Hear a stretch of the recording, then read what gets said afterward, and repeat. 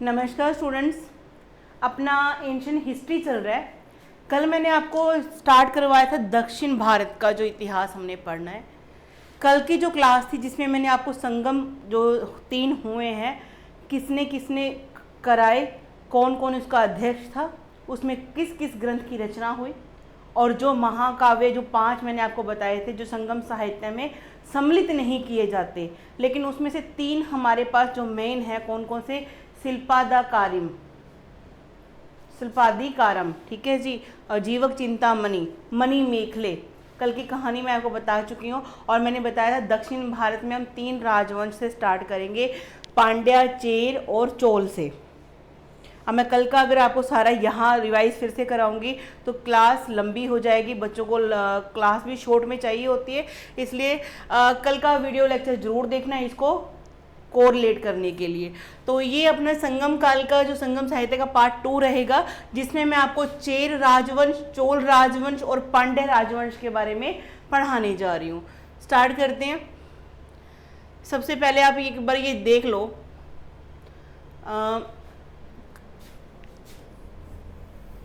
यहाँ पर जो आज का केरल है ना, जो केरल आज का आप देखते हो भारत का नक्शे में, ये केरल, ये चेर हुआ करता था, इसका नाम चेर हुआ करता था। क्या? चेर, ठीक है जी। कहते चेर राज्य है। इसकी राजधानी क्या थी? वांजी या फिर करूर, और 2 राजधानी थी इसकी। सेकंड वाली क्या थी? तोंडी। क्या बोलोगे? तोंडी इसकी राजधानी हुआ करती थी, किसकी? चेर की। इनका राजकीय चिन्ह क्या था? चिन्ह मतलब एक झंडे के ऊपर एक राजकीय चिन्ह होता है ना, वो वाला क्या था? धनुष था। आपने तीनों के तीनों को ऐसे रख लेना है कि ये 3 राजवंश है, ये चेर, पांड्या और ये आपका चोल। इनका क्या था? धनुष। आपका इनका क्या था? धनुष था। पांड्यों का क्या था? मछली, मैंने कल के मैप में दिखाया था आपको। और चोल का था क्या? बाघ। बाघ। इनके झंडे पे आपको ये चिन्ह देखने को मिलेंगे। अक्सर ये जो है इनके चिन्ह हैं ये पूछे जाते हैं, इसको ध्यान में रखना आप। कहते क्षेत्र के कौन सा था इनका? आधुनिक केरल जो आप देखते हो, आज का जो हमारा केरल है वो वाला, और तमिलनाडु का कुछ क्षेत्र क्या है इसमें सम्मिलित है। कहते प्रमुख शासक कौन थे इसके अंदर? उदयजीरल, निंदुजीरल, कुट्टुवन, शेनगुट्टवन, पेरुजीरल, इरम्पोरई, कुड़को कोई इलजेराल, इरम्पोपोरई, ठीक है जी, एक नाम है ये। सही, जिसका क्या है? हाथी की आंख वाला बोला जाता था। मांदर जीरल, इरप्पो रई, ये प्रमुख शासक थे चेर वंश की, ठीक है जी। इसमें हम एक एक राजवंश की छोटी छोटी जो मेन बातें वो पूछ लेते हैं एग्जाम में, वो हमें करना भी जरूरी है और पता भी होनी चाहिए। देखते हैं। कहते संगम काल में पांड्य शासकों द्वारा आयोजित सम्मेलनों में सबसे अधिक वर्णन प्राचीन चेर राज्य का मिलता है। जो 3 संगम हुए हैं जो पिछली वीडियो में मैंने आपको कराया, इन तीनों संगम को संगम मतलब तमिल भाषा का शब्द है, संगति कह सकते हैं आपको। 3 बार संगति इन्होंने करवाई थी, ऐसी संगति करवाई थी। तो उसमें जो पांड्यों ने वो करवाई थी, मेनली उनका पांड्यों का ही रोल था, लेकिन जो साहित्य है उसमें चेर का वर्णन आपको ज्यादा देखने को मिलता है। यह राज्य वर्तमान केरल प्रदेश में अवस्थित था, ठीक है जी। केरल पुत्र अशोक के अभिलेख में वर्णन है। कहते हैं अशोक का जो अभिलेख है ना, सेकंड वाला, हाँ सेकंड अभिलेख में, सेकंड में, उसमें ये मिला है शिलालेख में, स्तंभ लेख में, कि जो ये केरल पुत्र अशोक के अभिलेख में वर्णित के नाम से प्रसिद्ध इस राज्य में आधुनिक कोंकण, मालाबार, तटीय भाग, उत्तरी त्रावणकोर एवं कुछ कोची सम्मिलित हैं। मतलब कहने का अशोक के जो हमने अभिलेख पढ़े हैं उसमें से भी क्या है, इसका जिक्र आया है कि इसका चेरों का, कौन से स्तंभलेख में? 2 में, ठीक है जी। केरल को क्या बोला? केरल पुत्र बोला गया है। इस राज्य की राजधानी वांजी या करूर मानी जाती थी एवं इसकी दूसरी राजधानी तोंडी थी। समकालीन राज्यों में चेर राज्य सबसे प्राचीन राज्य माना जाता है। ऐत्रेय ब्राह्मण में चेर पाद शब्द चेरों के लिए प्रयुक्त हुआ है। ऐत्रेय ब्राह्मण ग्रंथ जो है उसमें क्या है? चेरा पद किसके लिए यूज किया? चेरों के लिए हुआ है। आगे है अशोक के वृद्ध शिलालेख में चेरों का उल्लेख केरल पुत्र के रूप में हुआ है। सेकंड शिलालेख में हुआ है जी। ठीक है, आगे देखते हैं। कहते शब्द की उत्पत्ति तमिल शब्द चेरल से हुई है। तमिल भाषा का शब्द है क्या? चेरल से उसकी उत्पत्ति हुई है, जिसका अर्थ क्या है? पर्वतीय देश। चेर का अर्थ क्या है? पर्वतीय देश। चेर राजा चेर लतनन पर्वतीय देश के स्वामी कहलाते थे। ठीक है जी, इस बात को याद रखना। चेर का अर्थ क्या है? पर्वतीय देश। ठीक है जी, चेरा पद मतलब इन चेरों के बारे में 2 जगह पे हमें वर्णन देखने को मिला। एक तो संगम साहित्य में मिल ही गया, 3 में मिला, 3 में। फिर अशोक का जो शिलालेख है सेकंड वाला, उससे मिला। तीसरा ऐत्रेय ब्राह्मण ग्रंथ से। 3 बातें को याद रखना। मतलब चेर लोग हुआ करते थे, राजवंश ऐसा हुआ करता था। जो दक्षिण भारत में जो आधुनिक आप केरल राज्य देखते हैं वहां पे ये हुआ करता था। और भाषा कौन सी थी? तमिल भाषा इनकी हुआ करती थी। इनकी राजधानी क्या थी? वांजी या फिर करूर बोलते हैं। सेकंड राजधानी तोंडी। और इनका राजकीय चिन्ह कौन सा था? धनुष। याद रखना इस चीज को। आगे बढ़े, चलो जो प्रमुख शासक है उनके बारे में देख लेते हैं। बातें क्या है, क्या कहते हैं इनका प्रमुख शासक क्या है? उदयन जिरल। इस संगम काल में चेर राज्य का पहला ऐतिहासिक शासक हुआ है। पहला ऐतिहासिक शासक कौन हुआ है? उदयन जिरल बोलेंगे, जिसका समय लगभग 130 ईस्वी माना जाता है। इसको 130 एडी के करीब माना जाता है। इसके बारे में मान्यता है कि इसने महाभारत के युद्ध में शामिल होने वाले शूरवीरों को भोजन कराया था। इसी उपलक्ष्य में उसने महाभोजन उदय जिरल की उपाधि धारण की। नाम भी वही हो गया। और महाभोजन क्यों बोला? सिंपल सी बात है, एक तो उदय जिरल नाम ही आ गया उसका खुद का। महाभोज क्यों? कहता है कि महाभारत के युद्ध में इसने शूरवीरों को खाना खिलाने के कारण इसने क्या उपाधि धारण की? महाभोजन उदय जिरल तो इसका नाम महाभोजन, साथ में जोड़ लेना। उपाधि याद करना कितना आसान हो गया। और क्या काम किया था? महावीरों को, जो महाभारत के शूरवीरों को खाना खिलाया था। और इसके 130 के करीब इसका टाइम पीरियड पाया जाता है। ठीक है जी, और संगम काल का ये सबसे ऐतिहासिक शासक माना जाता है चेर वंश का।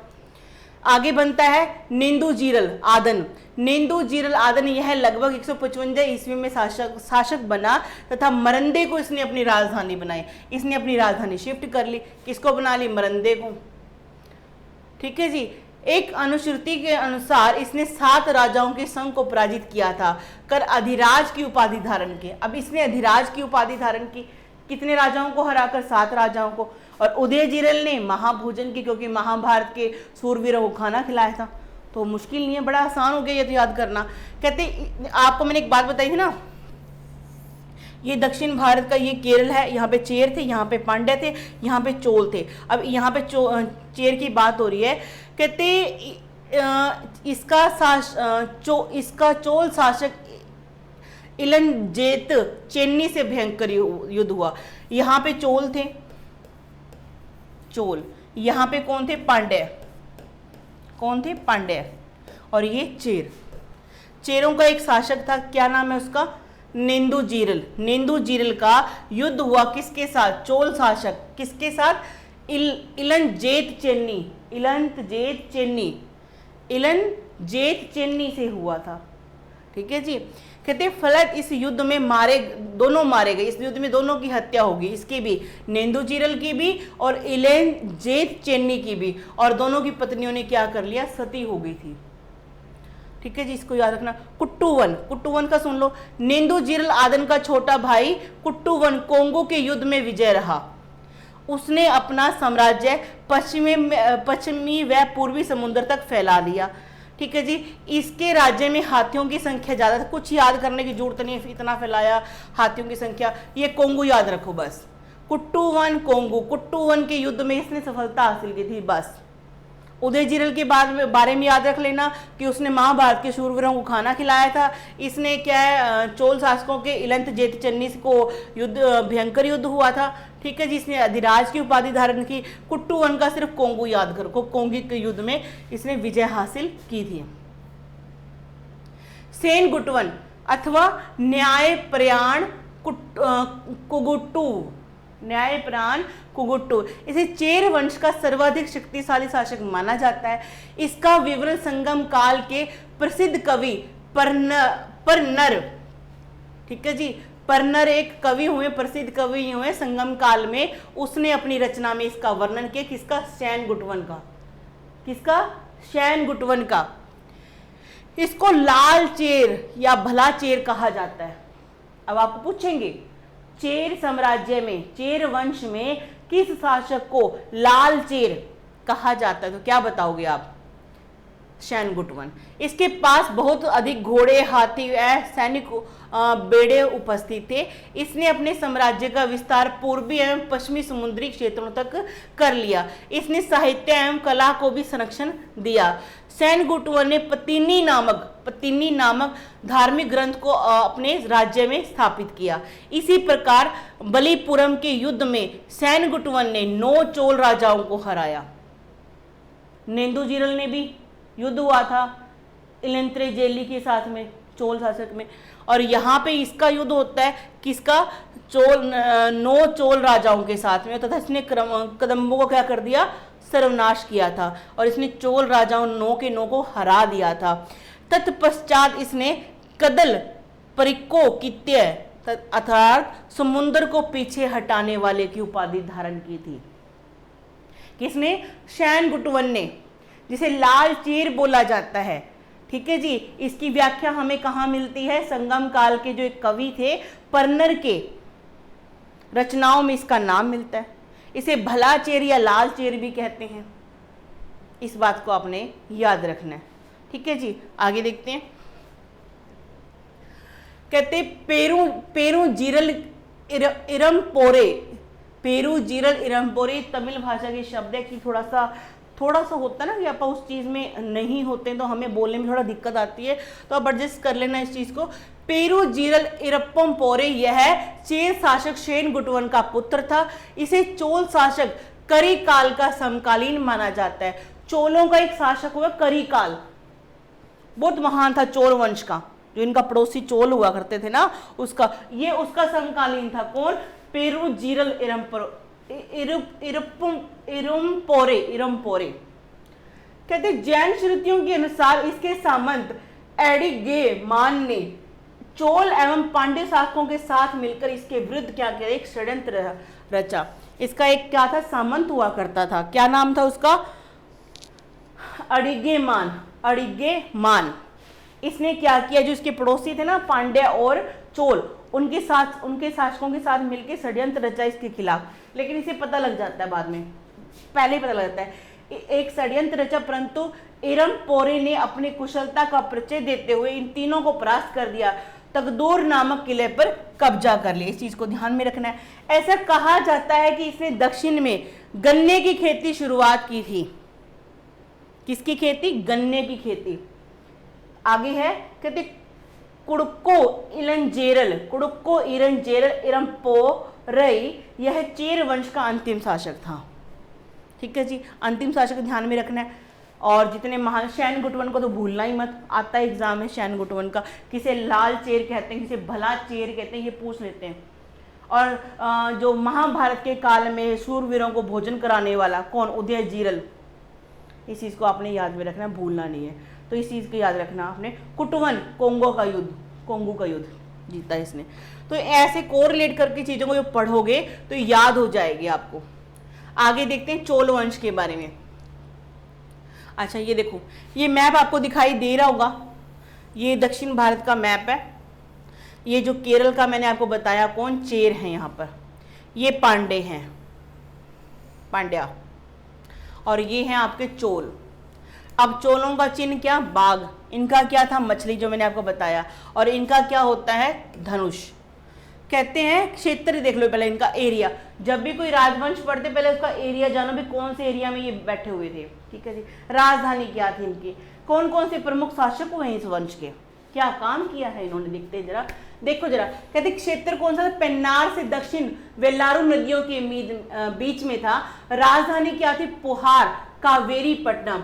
आरंभिक राजधानी क्या थी इनकी, उत्तरी मलनूर, लेकिन उरियर आपको एग्जाम्पल में ज्यादा देखने को मिलता है। देखो भाई जो चोल है ना आपको 2 बार पिक्चर में, फिल्म में दिखाई देंगे। एक तो अब अपन पढ़ रहे हैं इनके साथ में पांड्या, चेर और चोल के पढ़ रहे हैं, लेकिन 9वीं शताब्दी में जाके फिर आपके ये जो चोल है पिक्चर में आएंगे वापस,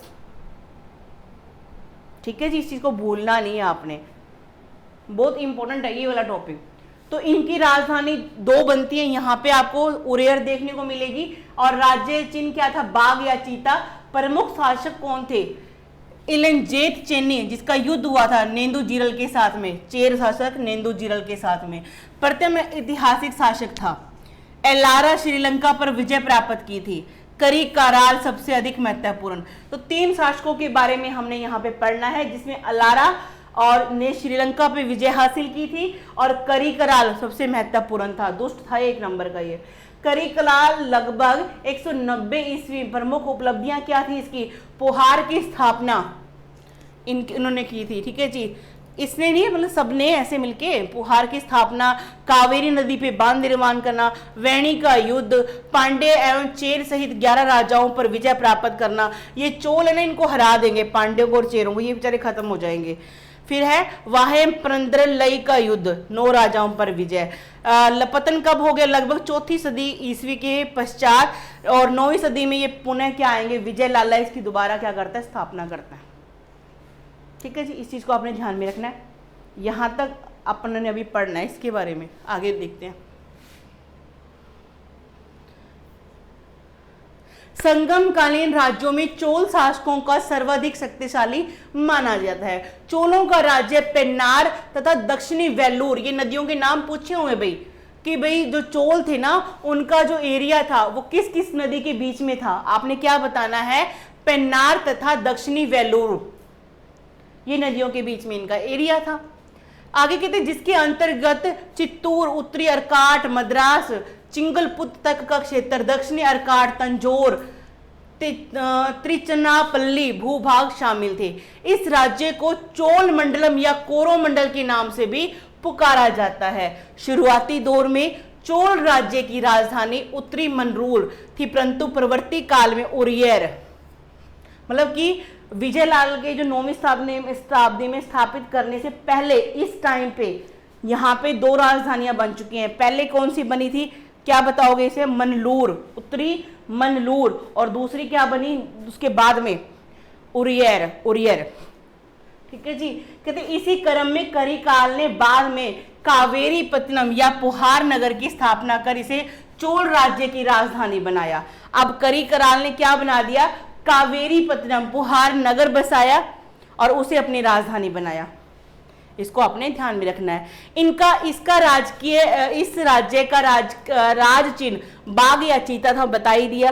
चोल राज्य का प्रथम ऐतिहासिक शासक इलंजेत चेन्नी को माना जाता है। इसकी राजधानी उरियर थी, ठीक है जी। इसकी राजधानी क्या थी, उरियर, तो मैंने आपको बताया। लेकिन उरियर से पहले भी मनलूर।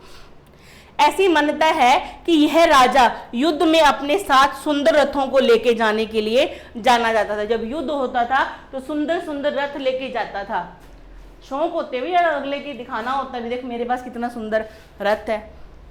आगे बढ़ते हैं।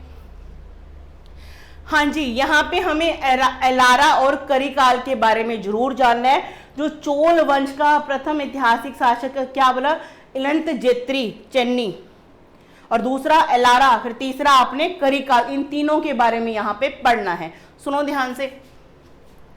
कहते ईसा पूर्व 2री सदी के बीच में यह शासक गद्दी पे बैठा, ठीक है जी। 2री सदी यानी कि 2 BC के, ईसा पूर्व, हाँ ठीक है, गद्दी पर आसीन हुआ। ऐसा कहा जाता है कि यह चोल राजवंश का ऐसा प्रथम शासक था जिसने श्रीलंका पर विजय प्राप्त की थी।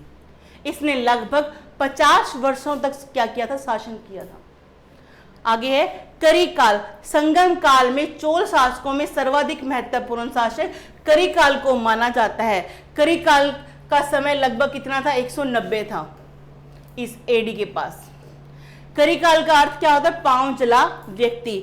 यह एक वीर शासक था। ऐसी मान्यता है कि यह सामुद्रिक कार्यों में दक्ष था एवं इसकी नौकाएं समुद्र में दूर दूर तक भ्रमण करती थी। शुरुआती दौर में करिकाल को सत्ता से हटाकर उसको कैद खाने में बंद कर दिया गया।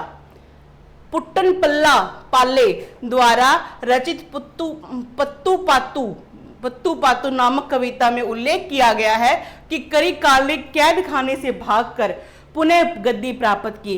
करिकाल ने 2 प्रसिद्ध युद्धों में विजय प्राप्त की थी। ठीक है जी। अलारा को हम क्यों याद करेंगे? क्योंकि उसने श्रीलंका की विजय हासिल की थी। करिकाल को क्यों याद करेंगे? क्योंकि भाई ये समुद्री चीजों में दक्ष था। ठीक है जी। इसको कैद भी कर लिया जाता है। और करिकाल का अर्थ क्या होता है? पांव जला व्यक्ति। क्या बोलेंगे? पांव जला व्यक्ति। और कौन सी, किसकी कविता में बताओ? पट्टिन्न पाले द्वारा रचित पत्तू पाती नामक कविता में इसका उल्लेख मिलता है। इसने 2 युद्ध भी लड़े महान। कौन से? वैनी का युद्ध। इस युद्ध में करिकाल ने चेर एवं पांड्य शासकों को सहित 11 राजाओं को हराकर उनके यश को धूमिल कर दिया। इसने क्या किया था? चेर एवं पांड्यों के जो पड़ोसी हैं इसके, चेर और पांड्य तो पढ़ रहे हैं, उसके साथ में चोल है, चोल पढ़ रहे हैं। दूसरे जो कौन से रह गए? पांड्य और चेर। इसके 11 राजाओं को इसने हराया था। कौन से युद्ध में? वैनी के युद्ध में। इस युद्ध में चेर शासक पेरुम शेरल आदन ने अपनी हार के पश्चात आत्महत्या कर ली। चेर शासक कौन सा? पेरुम शेरल आदन। आगे है, इसने दूसरा युद्ध कौन सा लड़ा करिकाल ने? वाहपरनदलई का युद्ध। वाहपरनदलई का युद्ध। इस युद्ध में करिकाल ने अपने 9 शत्रुओं के एक संघ को, एक ग्रुप को हराया था। ठीक है जी। तो वैनी का युद्ध याद रखिएगा आप इसको, करिकाल का। और एलारा को याद करेंगे क्योंकि इसने क्या किया था? श्रीलंका पे विजय हासिल की थी। आगे देखते हैं। कहते इन युद्धों में प्राप्त सफलता से कावेरी नदी क्षेत्र में करिकाल की स्थिति क्या हो गई? दृढ़ हो गई। करिकाल मजबूत हो जाता है। इसके अलावा उसने हिमालय तक सैन्य अभियान किए थे तथा वज्र, मगध और अवंती राज्यों को भी पराजित किया था। ठीक है जी। अनुश्रुतियों से ज्ञात होता है कि करिकाल ने श्रीलंका पर विजय प्राप्त की थी। अलारा ने भी की थी, इसने भी सिंहला पे। वहां से 12,000 युद्ध बंदियों को अपने राज्य में लाकर एक समुद्री बंदरगाह पुहार का निर्माण करवाया था। पुहार बंदरगाह इसने बनवाई थी ना, बताया मैंने अभी आपको। पुहार नगर भी बसाया इसने और अपनी राजधानी बनाया था। ठीक है जी। इसके काम करने वाले मजदूर कहां से आए थे? श्रीलंका से। युद्ध किया था इसने, उनको हरा के वहां से उठा लाया। आगे देखते हैं। करिकाल एक ब्राह्मण मतानुयायी था, क्योंकि ब्राह्मण मत को मानता था, ऐसा कहने का मतलब है। इसने इस धर्म को संरक्षण प्रदान किया। ठीक है जी। उसने अनेक वैदिक यज्ञों का आयोजन भी किया। ब्राह्मण था, यज्ञ करेगा और क्या करेगा।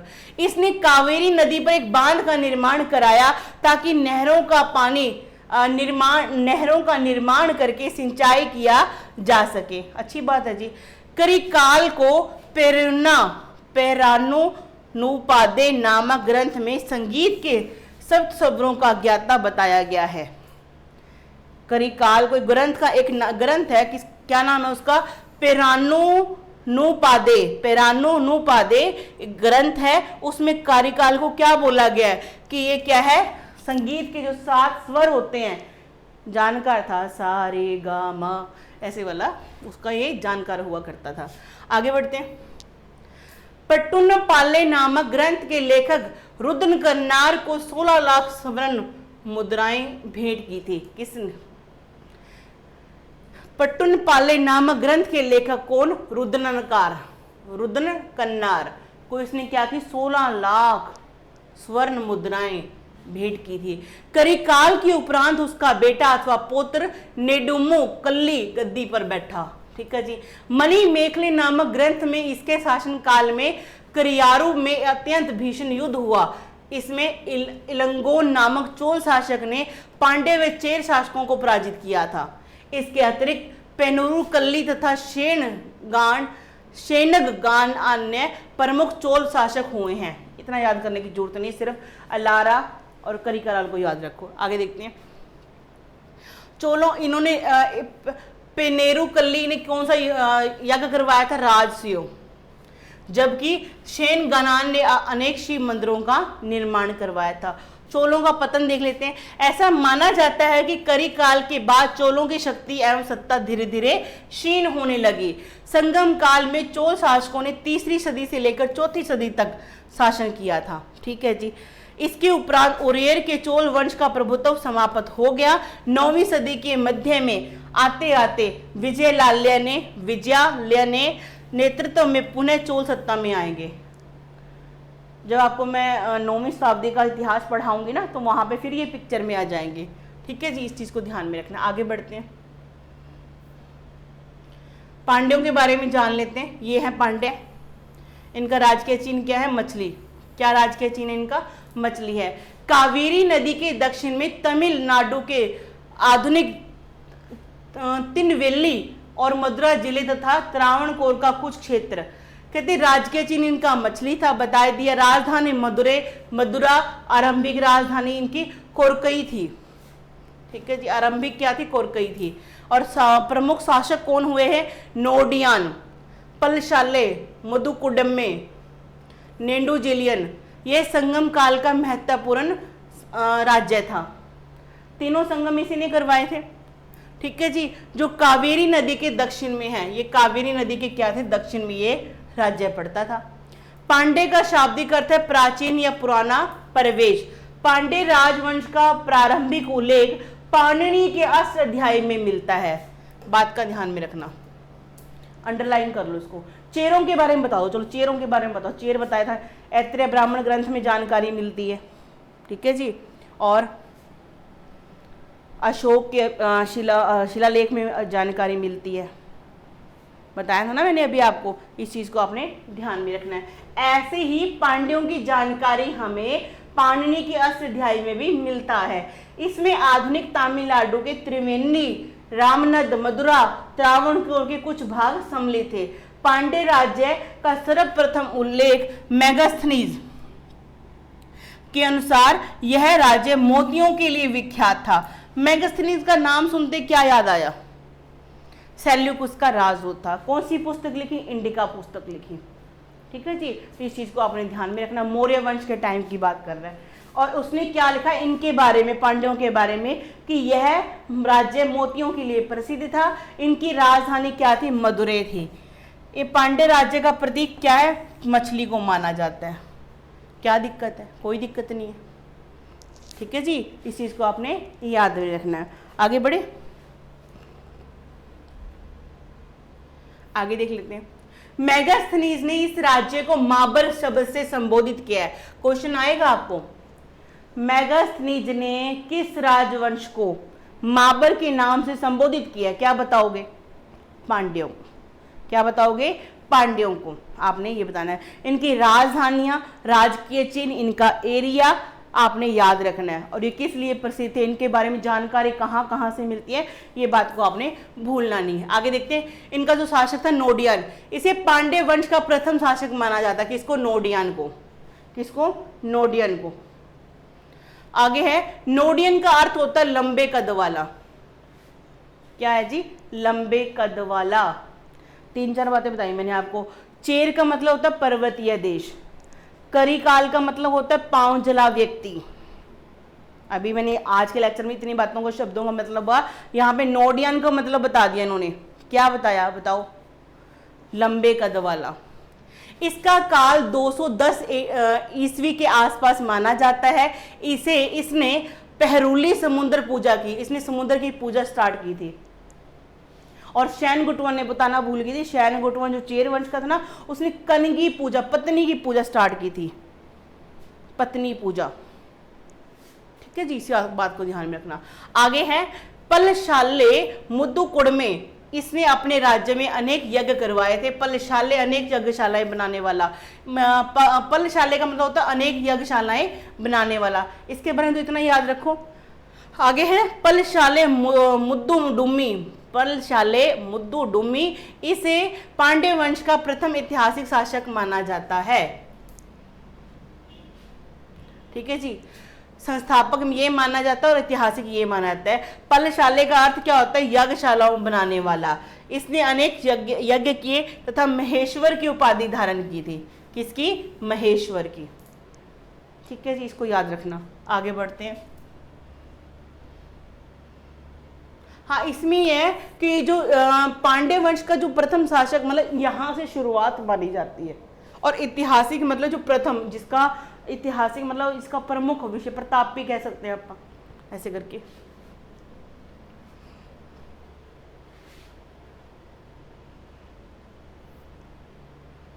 आगे है नेडुजेलियन। नेडुजेलियन यह प्रसिद्ध पांड्य शासक था। इसने चोल व चेर शासकों तथा 5 अन्य सामंतों के संघ को विरुद्ध लगभग 290 ईस्वी में लड़े गए तेल्यालंगानम के युद्ध में विजय प्राप्त की थी। ये क्वेश्चन आया हुआ है भाई। हाँ, ये आया हुआ है। देखो 3 ही पड़ोसी हैं ये। हम बात करें पांड्यों की, किसकी बात करें? नेडुजेलियन की। नेडुजेलियन ने क्या किया? अपने 2 पड़ोसी राजवंश थे, जो कौन कौन से? चोल और चेर। चोल और चेल को क्या किया था? युद्ध में हराया था। कौन से युद्ध में? तेल्यालंगानम। ठीक है जी। कब लड़ा गया? 290 में। ये क्वेश्चन आया हुआ है भाई। ये आया कौन से एग्जाम में, मुझे याद नहीं है, बट आया हुआ है। इसी युद्ध में नेडुजेलियन ने 6 शासक सैये को बंदी बना लिया, उसे अपने कारागार में डाल दिया। इसी सफलता के पश्चात उसने तेल्यालंगानम की उपाधि धारण की।